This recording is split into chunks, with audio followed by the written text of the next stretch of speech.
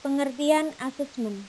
Asesmen merupakan kegiatan untuk mengukur seberapa jauh kemampuan atau kompetensi yang dimiliki oleh klien dalam memecahkan masalah. Asesmen yang dikembangkan adalah asesmen yang baku dan meliputi beberapa aspek, yaitu kognitif, efektif, dan psikomotor dalam kompetensi dengan menggunakan indikator-indikator yang ditetapkan dan dikembangkan oleh guru BK atau konselor di sekolah. Pada umumnya, asesmen bimbingan konseling dapat dilakukan dalam bentuk laporan diri, performance test, tes psikologis, observasi, wawancara, dan sebagainya. Dalam pelaksanaan asesmen merupakan hal yang paling penting dan harus dilakukan dengan berhati-hati sesuai dengan kaidahnya. Kesalahan dalam mengidentifikasi masalah karena asesmen yang tidak memadai akan menyebabkan treatment gagal atau bahkan dapat memicu munculnya konsekuensi dari treatment yang merugikan diri klien.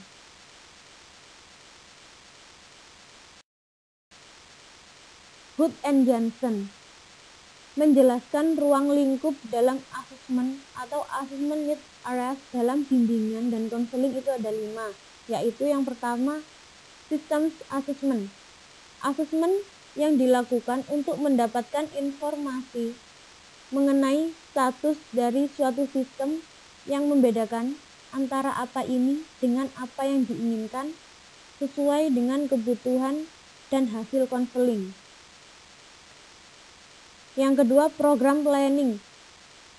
Perencanaan program untuk memperoleh informasi-informasi yang dapat digunakan untuk membuat keputusan dan untuk menyeleksi bagian-bagian program yang efektif dalam pertemuan-pertemuan antara konselor dengan konseli untuk mengidentifikasi kebutuhan-kebutuhan khusus pada tahap pertama.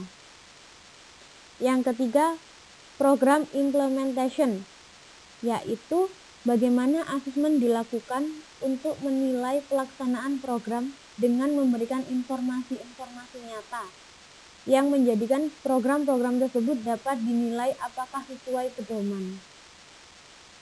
Yang keempat, program improvement, di mana asesmen dapat digunakan dalam perbaikan program, yaitu dengan evaluasi terhadap informasi yang nyata, tujuan yang akan dicapai dalam program yang berhasil, dan informasi yang mempengaruhi proses pelaksanaan program-program lain.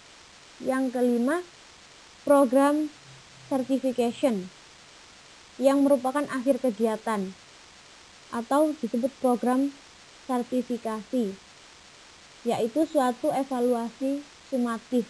Hal ini memberikan makna bahwa pada akhir kegiatan akan dilakukan evaluasi akhir sebagai dasar untuk memberikan sertifikat pada klien.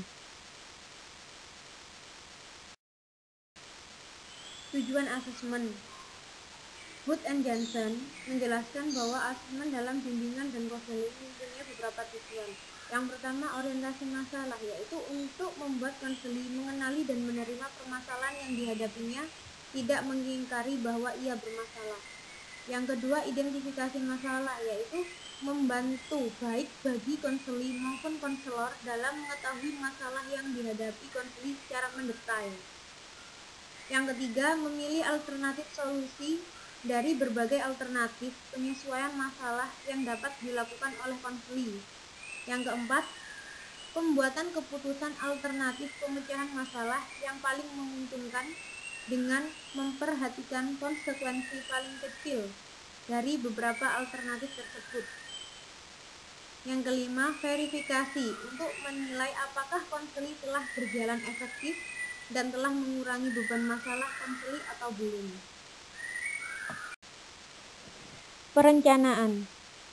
Aspek yang harus ada dalam perencanaan asesmen adalah: yang pertama, memilih fokus asesmen pada aspek tertentu dari diri klien.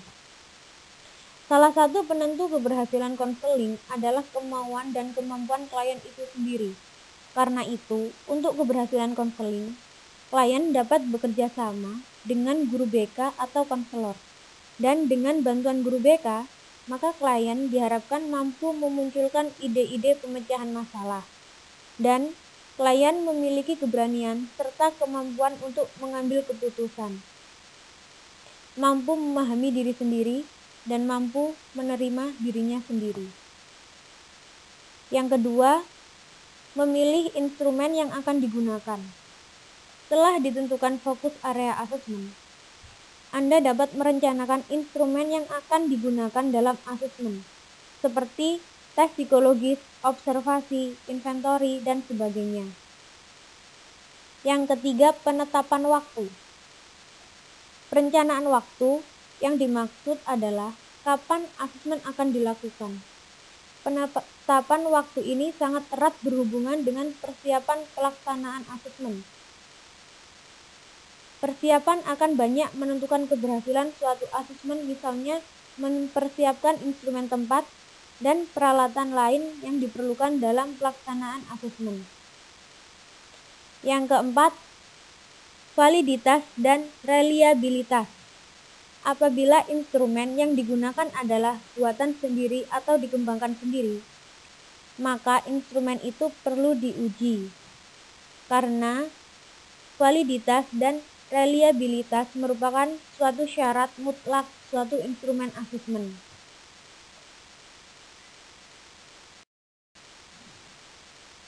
Pelaksanaan asesmen. Setelah perencanaan asesmen selesai, selanjutnya adalah bagaimana melaksanakan rencana yang telah dibuat tersebut.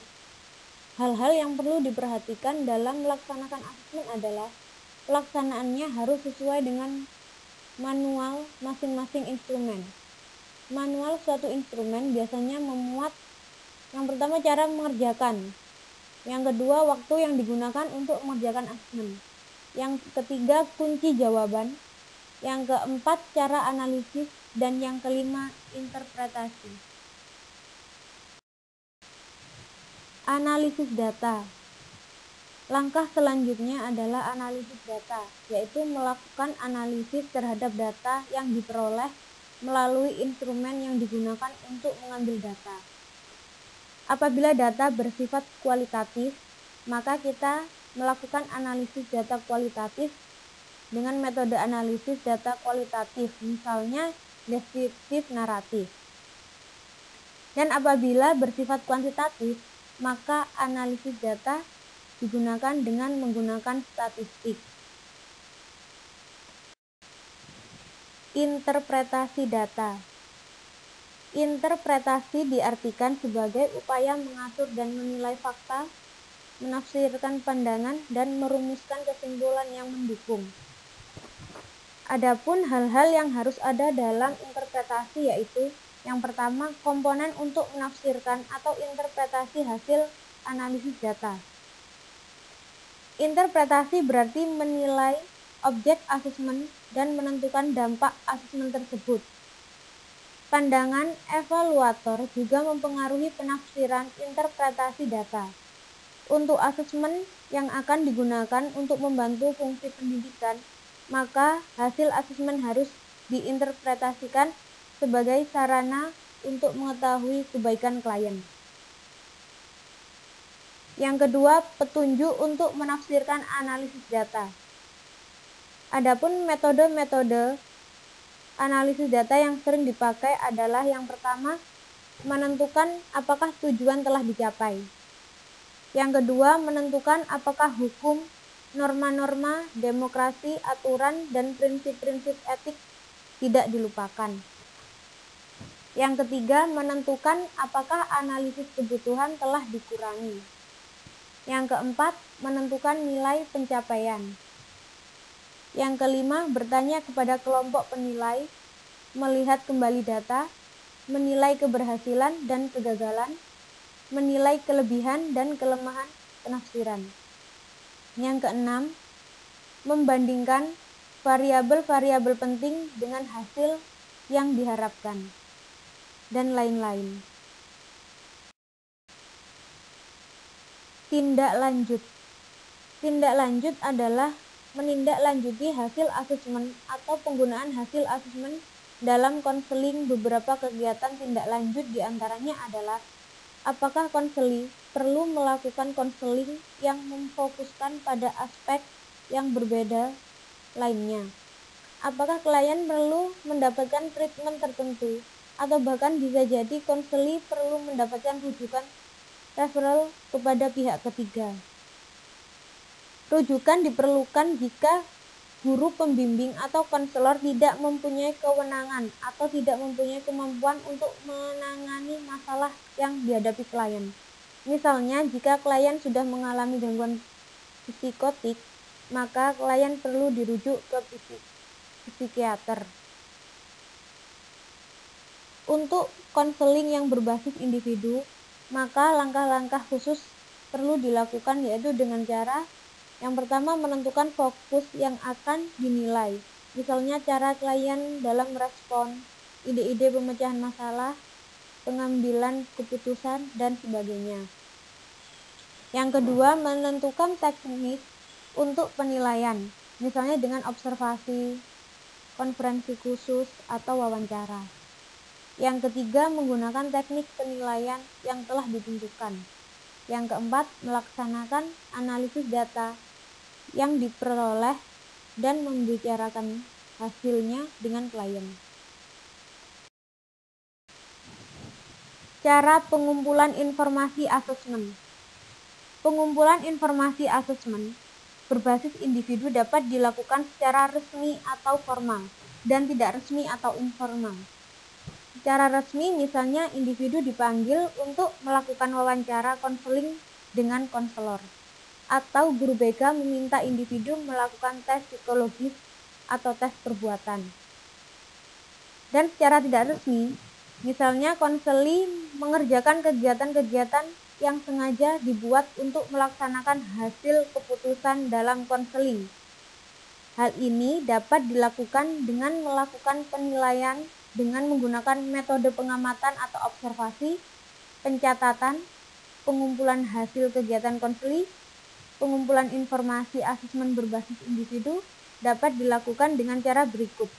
Yang pertama, penilaian berkesinambungan atau berkelanjutan. Guru melakukan penilaian secara terus-menerus terhadap konseli. Hal ini dapat dilakukan dengan menggunakan observasi, refleksi, wawancara pengumpulan data, atau daftar cek. Yang kedua, penilaian proses dilakukan pada saat konseling dilakukan. Adapun yang dinilai adalah hal-hal seperti kerjasama, cara merespon, ide-ide pemecahan masalah, kemampuan dalam mengambil keputusan, dan keterlibatan dalam pemecahan masalah. Yang ketiga, penilaian produk. Penilaian terhadap hasil konseling yaitu keputusan yang diambil oleh konseli pada akhir konseling.